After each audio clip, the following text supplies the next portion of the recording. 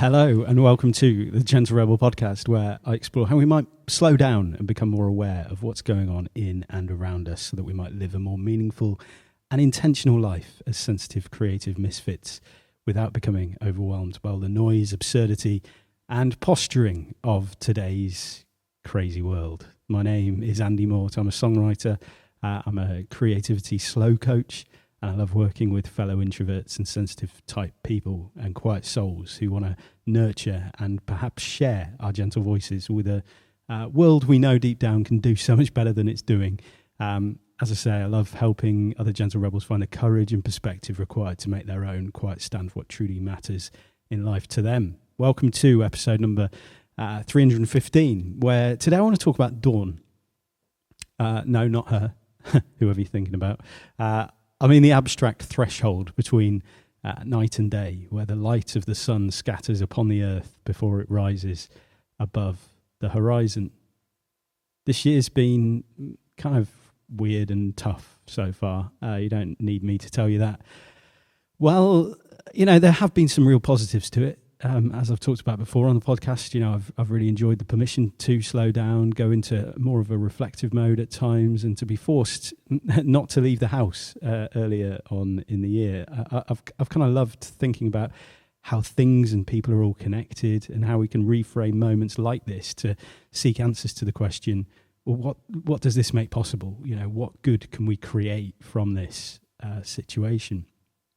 But I guess one of the trade-offs is the sense of freedom that's really come into focus as something I think many of us have probably taken for granted in different ways over the years. I know for me, the expectation that, you know, I can just kind of travel and move around without much real thought was brought sharply into perspective this year. Over time, it can have a bit of an impact. A kind of heaviness kicks in, like it takes just that tiny bit more effort to keep moving, every time you leave the house, there's more things to think about.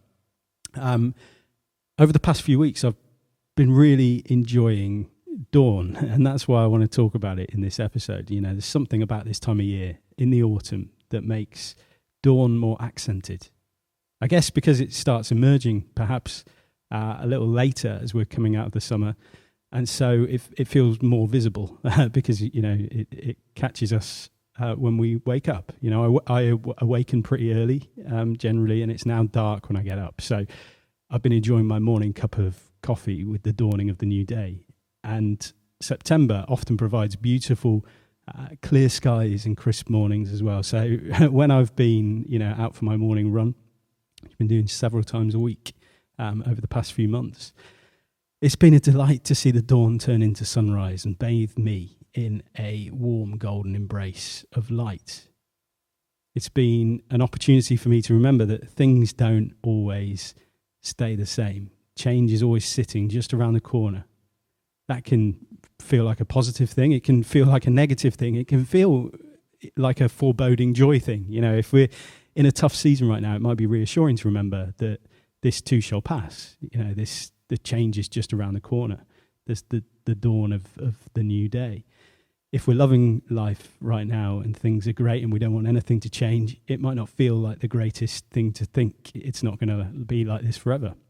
And that foreboding joy thing, you know, that's a Brené Brownism, where she talks about that almost inability to experience true joy in a moment because you're already preparing for the worst when something beautiful is going on. When you have something, you're kind of pondering it being taken away, that kind of thing. I had a moment like that the other morning when immersed in a wonderful sunrise in the morning, and I had an overwhelming sense, you know, that this was out of my hands. I was desperate to capture the moment in some way, as a photo, as a memory, as something. I need to hold this to almost sense it more deeply. But it was just beyond my grip. I couldn't hold it. I couldn't have it. And it was I was outside of the experience, just slightly unable to allow myself to enjoy it in the present moment. And I think many of us have this relationship with a lot of areas of life and a lot of moments in our kind of daily lives. We engage with the peripheries of our experience, never truly stepping into that presence, that moment. We think about what we're feeling, and we overanalyze the space, the time, the situation that we're occupying in that moment. But moments like these are moments that pass. They emerge, they cover us, they continue on their way. The dawn is not a tangible thing. It's not an object or a time of day. It's the appearance of things based on the emergence of light that makes those things visible. It's indicating to the fact that the sun is emerging towards the horizon. We begin to see things that have been concealed by an absence of sunlight during the night as the indirect sunlight starts to make its impact on the world around us at the beginning of the new day. And so in this episode, I want to explore this moment as a kind of metaphor, I suppose, for the dawns that we experience in our lives, in our personal lives, where things beyond our control just seem to bring a scattered light upon things we couldn't see before. And we gain clarity on parts of our lives that come into view for the first time. When I was thinking about this idea, I ended up on a couple of articles, different articles about the saying, the night is darkest just before the dawn, or the night is darkest before the dawn. It's quite an amusing rabbit hole to go down, seeing people arguing passionately about the scientific evidence for such a statement, or getting kind of sucked into one of the most, I don't know, like sadly baffling things I saw online that day. I think that maybe the point's lost here in this argument. I'm not sure it was ever meant completely literally, whether there's truth in it or not, I don't know.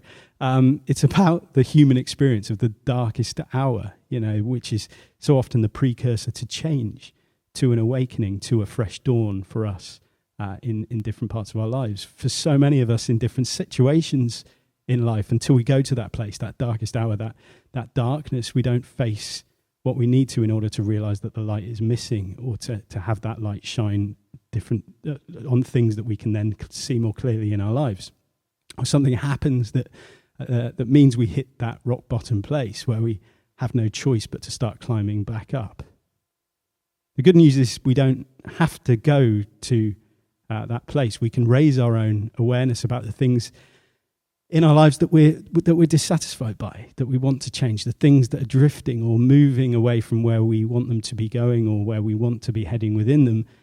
And we can spend time kind of grappling with parts of our lives into which we would love to invite a spirit of change, of transformation, of newness, of dawning. That happens before we get to that place. I've read a few things recently with people talking about kind of midlife awakenings as well. Which I've resonated with a lot. I found a really interesting idea. I'm not sure what midlife is, but I certainly feel the vibes of what is being referred to when people talk about these awakenings. When we just realise that the rules that dictate life are kind of arbitrary and restrictive, generally formed out of fear and out of or a desire that somebody else has to control. A lot of the way that we structure things is kind of formed from those places. And as gentle rebels, we're often probably aware of this a lot earlier in life than midlife as well. I know I've always had this kind of underlying awareness of this kind of misstacked nature of the order of things when humans are in charge, and the fact that reality is just generally a product of power's imagination or lack thereof. But the big awakening comes after you realize that you don't need to question the rules. You actually have the ability to let them go, to live outside of them, because you realize questioning them still validates them. A life questioning the rules is still a life condemned to dwelling in the shadows of those rules, resenting them, not liking them, but ultimately playing into their hands because of a preoccupation with how stupid they are. You still submit to a reality where they carry great weight and importance for you. The true awakening comes when you no longer need to question them because you no longer carry them as big burdens. And so you can begin to operate outside of their weightiness.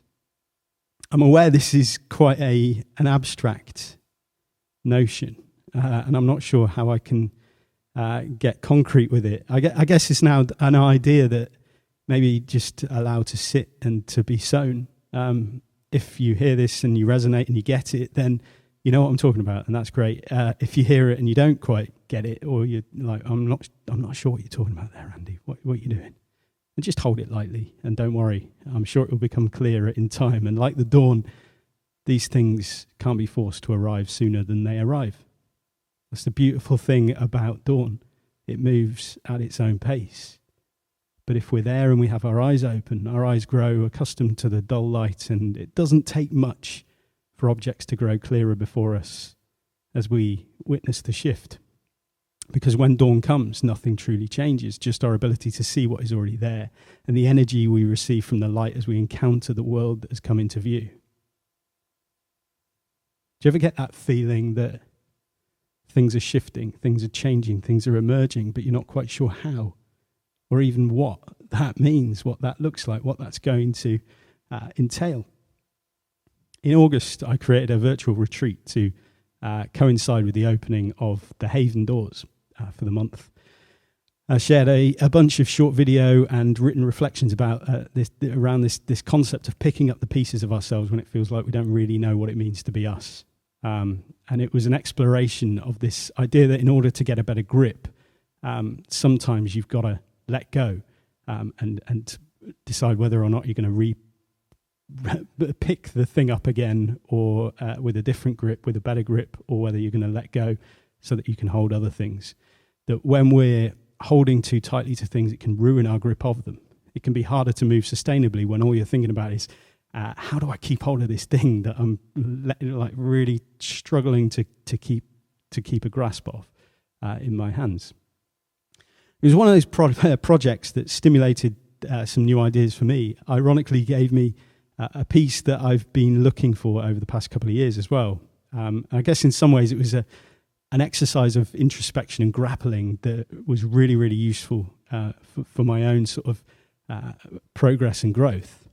A chance to explore and to create with the hope that I might, hold a mirror up to myself where I can see, okay, this is what I'm thinking about this, or this is the way that I want to approach this, and then assess, okay, how do I want to respond to what I'm seeing, what I'm observing, what I'm noticing about what I'm noticing. I'm constantly on the lookout for simplicity and ways to make my workload more sustainable and more impactful. And for a long time, I've been unable to quite find the place for my email newsletter. So, when I first started, I was kind of sending exclusive articles that weren't available anywhere else. Then I was like, maybe I'll send blog posts before they're available anywhere, before I publish them on the blog. Recently, it's been kind of a bit more sporadic. I've been sending kind of new podcast episodes out, or little ideas when they come to me, and then, sharing things like when the Haven doors open and stuff like that. But it's not fitted.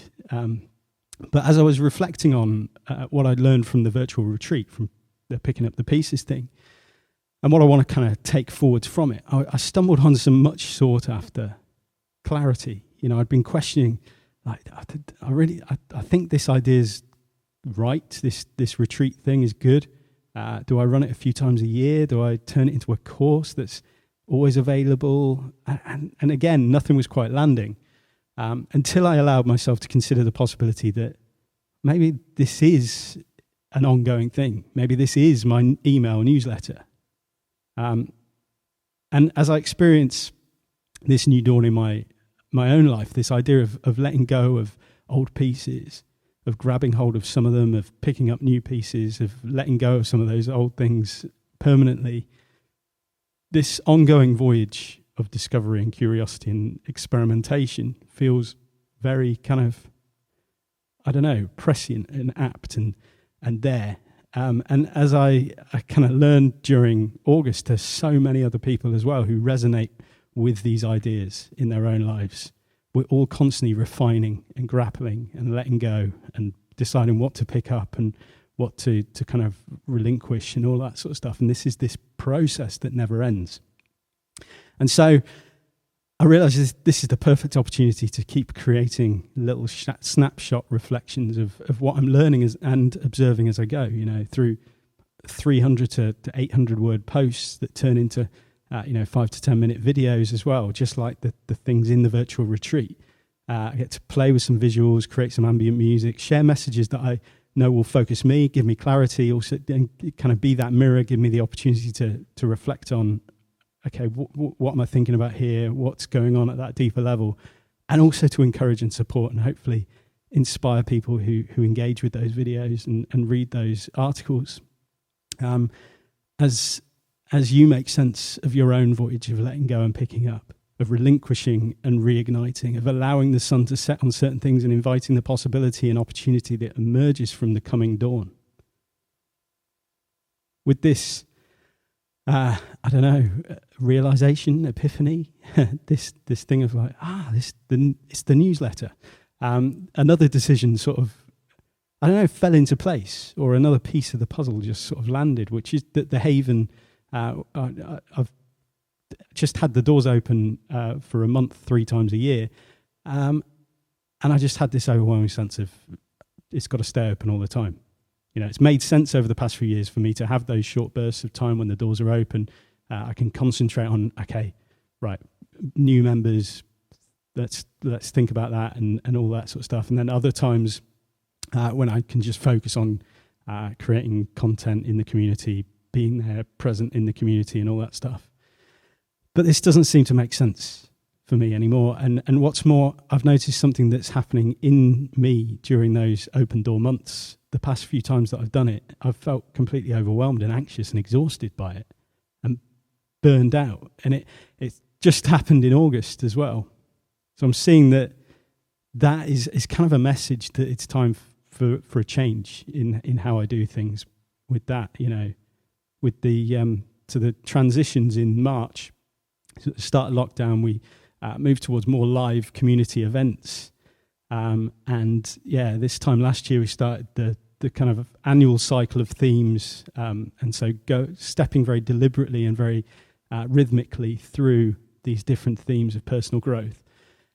It just feels right to keep it open and allow people to come in and get the encouragement and support that they're searching for when they are searching for it, when they are needing it, and to just allow that to happen as on an ongoing cyclical way. And so as I begin to transition as well towards a life of slow travel in the near future, it will give me one less admin thing to worry about as I go. You know, I want to be committed to being present in the community and really working out what that means for me and really showing up very actively and intentionally as well. And not thinking up activities for launches and that kind of thing, which I can get very bogged down in, and think, okay, next time the doors open, I need to create this whole the virtual retreat's a perfect example of that, which just escalates and escalates. Serenity in the Trenches was the thing in December. And it just takes up so much time because I get really into it and I love doing them. But I know that they're not the thing I should be focusing on. There are other priorities right now that I know are more important and more aligned to my values and the things I want to commit to. You know, I think this new season that I'm moving into is not one for that relentless, hardworking creativity. I think it's more about presence and slowness and just being there, working alongside other people and that kind of stuff. So, yeah, things are simple. Just to recap, that those kind of changes that I'm doing. In some ways, I'm talking about this for my own sense of clarity and simplicity. But yeah, so my email newsletter is picking up the pieces, 5-minute video every week or two, starting a conversation about letting go of a thing, of a story, of a belief that stops us from becoming who we're choosing to become, especially for introverts and highly sensitive people. So it's starting a conversation with ourselves, and it's inviting you into a conversation with me about that as well. Through email, so inviting responses and that kind of stuff. Then the Patreon extended play private podcast. It's both an expanding on extending these public episodes. So I'll talk more about what I've maybe discussed in the main episode, in a more candid way, less scripted. And also play more music, expand on ideas, and that kind of stuff. And with the newsletter, it's going to be an extension of that.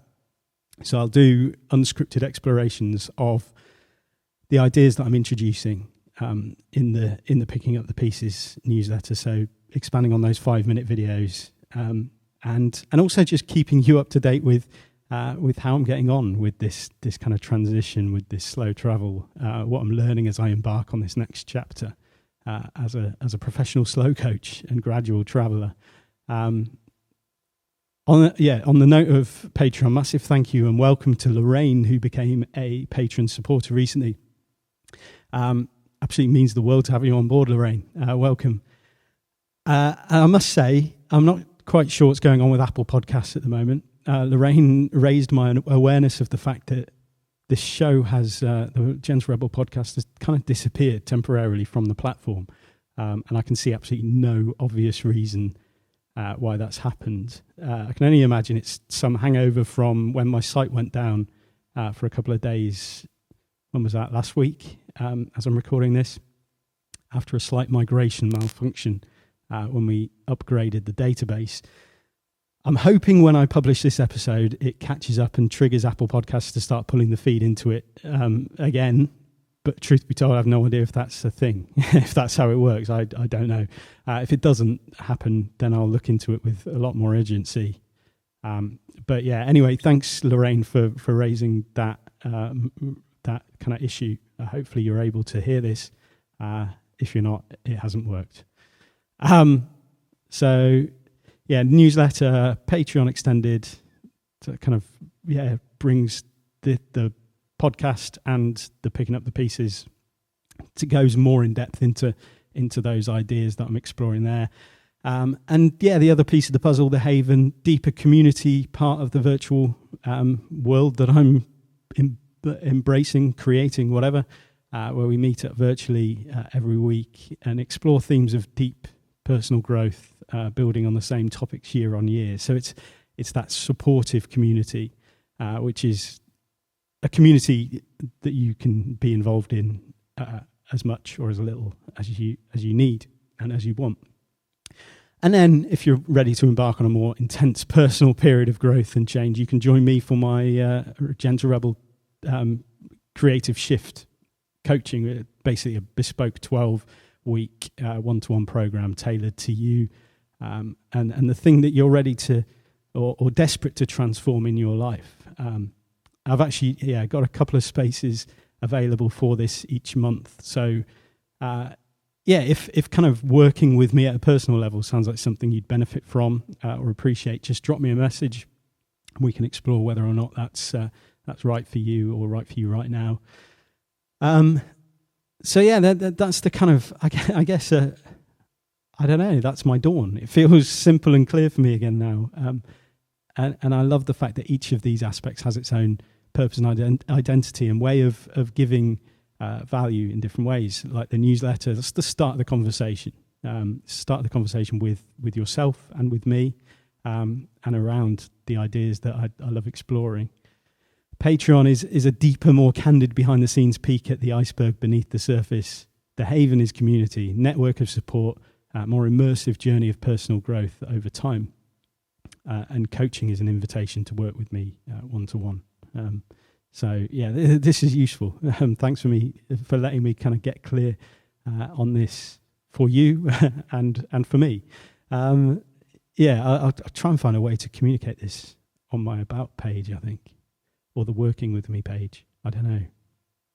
That's quite good. So anyway, perhaps it's time for a dawn in your life too. For me, the big breakthrough came a couple of weeks ago when I made a decision and committed to my date. The moment when I'll be letting go of life as it is, of my job, of everything around that, and making the shift permanent. That's a date in my head. It's written down. I've shared it with some of my closest people. And just writing it down was a huge relief. Turning it into something tangible and real. Like, wow. And so I feel like this moment is the start of the dawn, where the light is scattered and dispersed over the different areas of life before the sun rises above the horizon and the new day is ready to truly start.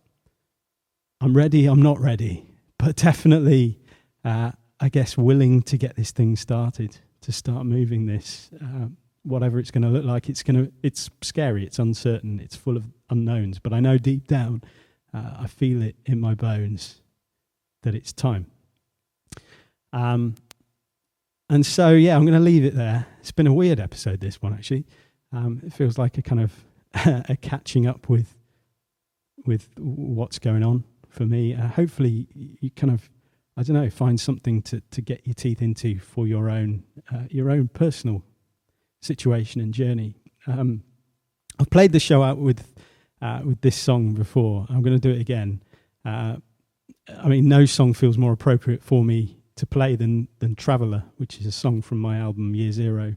It's kind of all about knowing there's so much more potential and possibility inside us, that the world is beautiful, rich and amazing, but we often get sucked back into playing it safe and shrinking back into our the kind of comfort of our own, and probably more importantly of other people's fears and but what ifs that kind of, I don't know, get us just relinquishing our deeper sense of what is right and what we want to do, and the thing that we're drawn to naturally, that intuitive, that gut feeling, all of that stuff.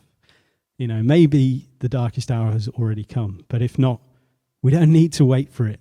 We don't need it. We can begin to slowly turn the tide, to change our choices over time, to say yes to more of what we want, no to more of what we don't want, and move despite our fears rather than stopping because of them.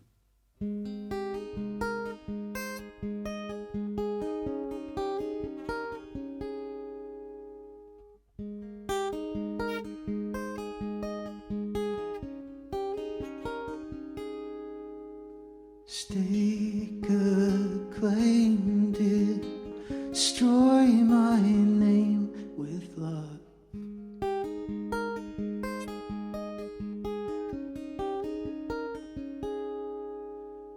Fake the same old stupid game and run.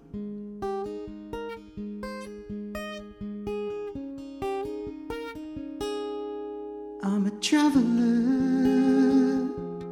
who's scared to move. A traveler.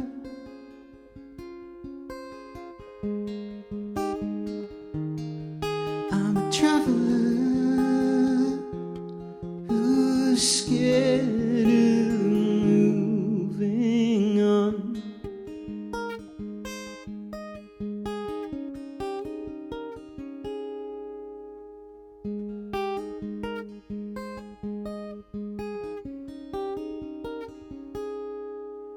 Sliding pieces fall to bits and form.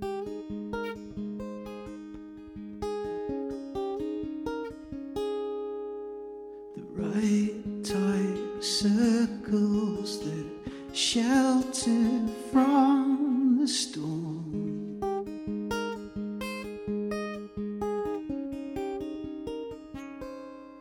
I'm a traveler who's scared to move. A traveler.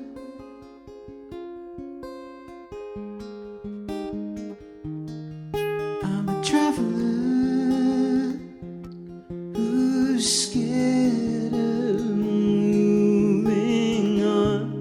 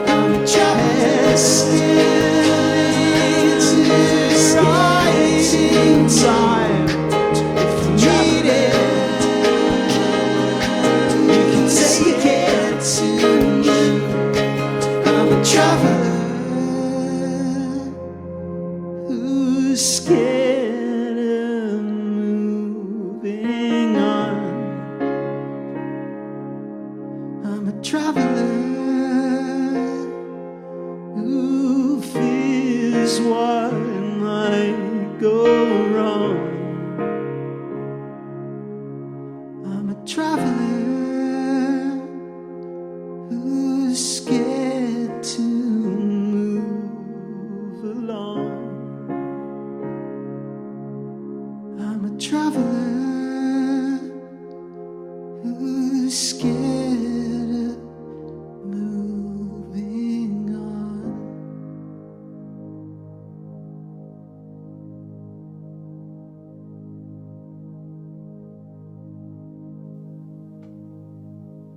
Thanks so much for listening today. I'd love to ask you a big favour before we go. Best thing that you can do to support the podcast and to allow it to find the ears of other people who are searching for encouragement and support with these things is to give it a good rating and leave a nice review wherever you listen to it, and share it with others on social media.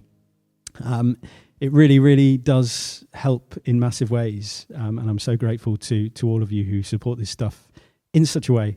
Thank you very, very much. Right, I'm going to go and do the Patreon extended play episode now. I'm going to play a few more songs because I'm kind of enjoying this. So if you want to hear them, go to patreon.com/Andy Mort. Okay, I'll be back again next time with another episode of the Gentle Rebel podcast. Until then, do remember, you are an artist. The world needs your art. Now go and make somebody's day. Goodbye. Angels in disguise, we can be